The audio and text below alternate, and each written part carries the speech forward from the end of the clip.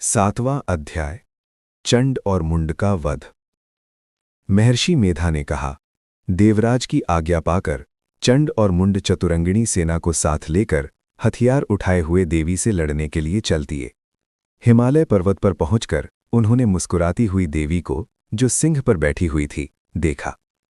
जब असुर उनको पकड़ने के लिए तलवारें लेकर उनकी ओर बढ़े, तब अंबिका को उन पर बड़ा क्रोध आया और मारे क्रोध के उनका मुख काला पड़ गया।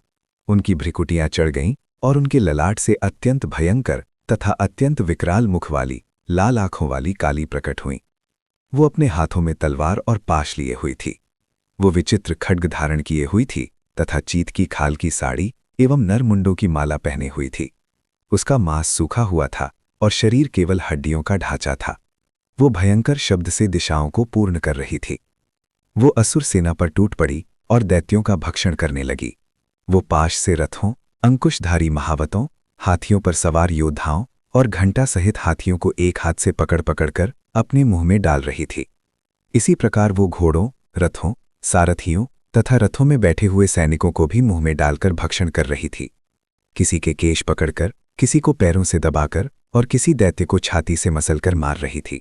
वो दैत्यों के छोड़े हुए बड़े बड़े अस्त्र शस्त्रों को मुंह में पकड़कर और क्रोध में भरकर अपने दांतों से पीस रही थी। उसने कई बड़े बड़े असुरों का भक्षण कर डाला, कितनों को रौंद डाला और कितने उसकी मार से भाग गए। कितनों को उसने तलवार से मार डाला, कितनों को अपने दांतों से समाप्त कर दिया। और इस प्रकार देवी ने क्षण भर में संपूर्ण दैत्य सेना को नष्ट कर दिया। ये देख महापराक्रमी चंड काली देवी की ओर लपका और मुंड ने भी देवी पर अपने भयानक बाणों की वर्षा आरंभ कर दी। उसने अपने हजारों चक्रों पर छोड़े। उस समय वे चमकते हुए बाण देवी के मुख में प्रवेश होते हुए ऐसे दिखाई देते थे जैसे आकाश में अनेक सूर्य की किरणें प्रवेश कर रही हों।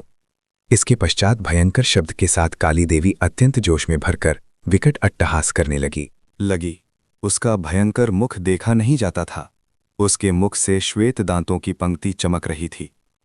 फिर उसने तलवार हाथ में लेकर हूं शब्द कहकर चंड के ऊपर आक्रमण किया और उसके केश पकड़कर उसका सिर काटकर अलग कर दिया। चंड को मरा हुआ देखकर मुंड देवी की ओर लपका, परंतु देवी ने क्रोध में भरकर उसे भी अपनी तलवार से यमलोक पहुंचा दिया। चंड और मुंड को मरा हुआ देखकर उसकी बाकी बची हुई सेना वहां से भाग गई। इसके पश्चात काली चंड और मुंड के कटे हुए सिरों को लेकर चंडिका के पास गई और प्रचंड अट्टहास के साथ कहने लगी, हे देवी, चंड और मुंड दो महादैत्यों को मारकर तुम्हें भेंट कर दिया है। अब शुंभ और निशुंभ का तुमको स्वयं वध करना है।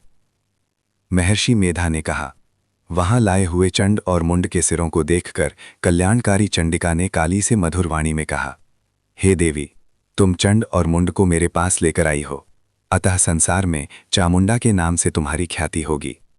7वां अध्याय संपूर्ण।